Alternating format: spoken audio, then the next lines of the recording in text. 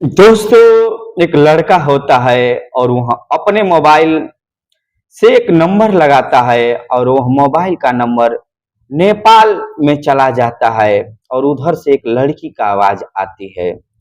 दोस्तों, जब वह लड़की का आवाज यह लड़का भारत का जब सुनता है तो वह उस नंबर पे बार बार फोन करने लगता है और बार बार फोन करने करते करते आखिरकार जो नेपाल की लड़की होती है वह भारत के लड़के से प्यार कर बैठती है और प्यार इन दोनों में इस कदर हो जाता है कि दोस्तों फिर इन दोनों एक मंदिर में जाकर शादी कर लेते हैं। और फिर आगे क्या होता है दोस्तों, आप सुनेंगे तो आपके तले से जमीन खिसक जाएगी। दोस्तों, आप लोग हमारे चैनल पर आए हैं तो हमारे चैनल को सब्सक्राइब कर दीजिए ताकि मेरा हौसला बढ़ता रहे। दोस्तों, ये कहानी बिहार राज्य की है जो भभुआ जिला पड़ता है और भभुआ जिला में एक लड़का होता है जिसका नाम नेहरू होता है। दोस्तों, वो कहीं पे फोन लगा रहा था लेकिन अचानक से एक नंबर गलत हो जाने के कारण वह फोन नेपाल में चला जाता है। दोस्तों, नेपाल में फोन चला जाता है और वहां उधर से एक लड़की रिसीव करती है और वो बोलती है हेलो। तो जो लड़का होता है जब ये आवाज सुनता है तो इसको भी अच्छा लगने लगता है। दोस्तों, फिर वह लड़की जो होती है फोन काट देती है। जो बिहार का लड़का नेहरू होता है उस आवाज को सुनने के लिए वो फिर एक बार से 1 घंटे के बाद फोन लगाता है और फिर से वही लड़की उठाती है। दोस्तों, फिर वह लड़की बोलती है कि आप हमारे नंबर पर क्यों बार बार फोन कर रहे हैं, ये आप कहीं गलत नंबर पे फोन मिला रहे हैं। दोस्तों, जो नेहरू होता है बोलता है कि मुझे तुम्हारी आवाज बहुत अच्छी लगने लगी है और मेरा मन करता है कि मैं इस नंबर पे बार बार फोन करूं और आपकी आवाज सुनता ही रहूं। दोस्तों, लड़की जो होती है वह भी चौंक जाती है कि आखिरकार ऐसा भी लड़का कोई होता है कि आवाज से भी प्यार कर लेता है। दोस्तों, फिर 2-4 मिनटों लड़की जो होती है बात करती है और फिर जो फोन होता है काट देती है।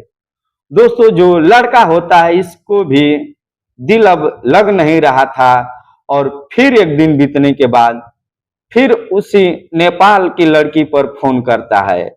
फिर उधर से वो लड़की फिर से वह लड़की फोन उठाती है और बोलती है कि आप मानोगे कि नहीं मानोगे, मैं अपनी मम्मी को मैं फोन दे दूंगी। जो नेहरू होता है बोलता है कि मैं तो मानने ही वाला नहीं क्योंकि मैं तुमको दिल दे दिया हूं।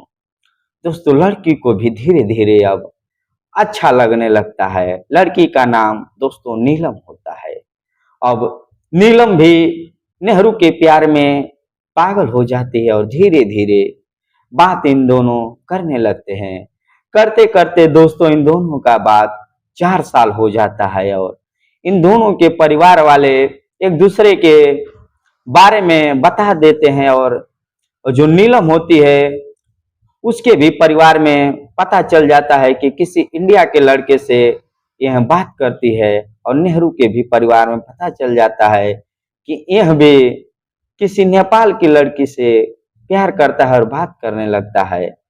आखिरकार दोस्तों इन दोनों में आखिरकार नेहरू के परिवार वाले समझाते हैं कि बेटा प्यार तो कर लिया है लेकिन शादी हम तो तुम्हारा इधर अगल बगल कहीं गांव में कर देंगे, तुम खुशी से अपना जिंदगी काट लेना। और नीलम के भी परिवार वाले समझाते हैं कि बेटी कैसा लड़का होगा कैसा नहीं होगा, उधर कैसे तुम रहेगी कैसे नहीं रहेगी। लेकिन नीलम को तो अब नेहरू से प्यार हो गया था। दोस्तों, आखिरकार एक दिन नीलम जो होती है वो बॉर्डर पार कर इंडिया में चली आती है और जो नेहरू होता है उसे जाकर रिसीव कर लेता है और इन दोनों ने एक दिन जाकर एक मंदिर में शिव मंदिर जो होती है उनको साक्षी मानकर इन दोनों शादी कर लेते हैं और पति और पत्नी के रूप में ये दोनों रहने लगते हैं।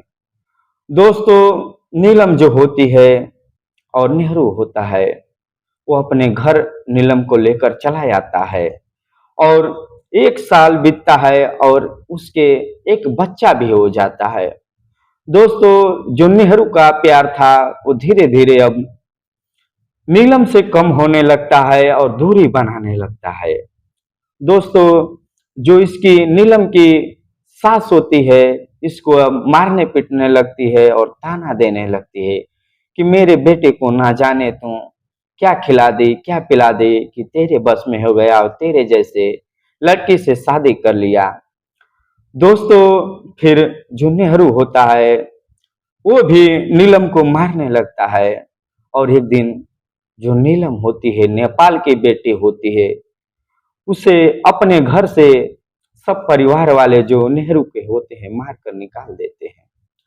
दोस्तों, फिर जाकर ये किसी गली मोहल्ले में भीख मांगकर खाने पर मजबूर हो जाती है और फिर किसी का सहारा लेती है और वहाँ एक पुलिस थाना में जाकर इन दो परिवार वालों के पर आरोप लगाती है कि मेरे साथ ये सब गलत किए हैं। दोस्तों, पुलिस भी नेपाल की बेटी का बात नहीं सुनती है और आखिरकार वहाँ नेपाल की जो बेटी होती है वो रोड पर दर दर के ठोकर बेचारी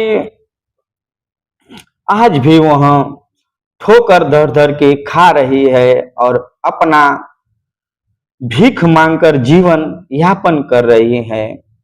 देखो आगे फिर क्या होता है उसके साथ। दोस्तों, कहानी का यहीं से अंत होता है। मैं उन माँ बहनों और बेटियों से हाथ जोड़कर विनती करता हूँ, किसी के प्यार के झांसे में न आए, अपना परिवार में रहें।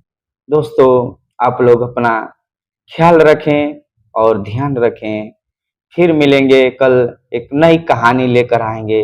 दोस्तों, अब तक के लिए आप लोगों को तहे दिल से धन्यवाद।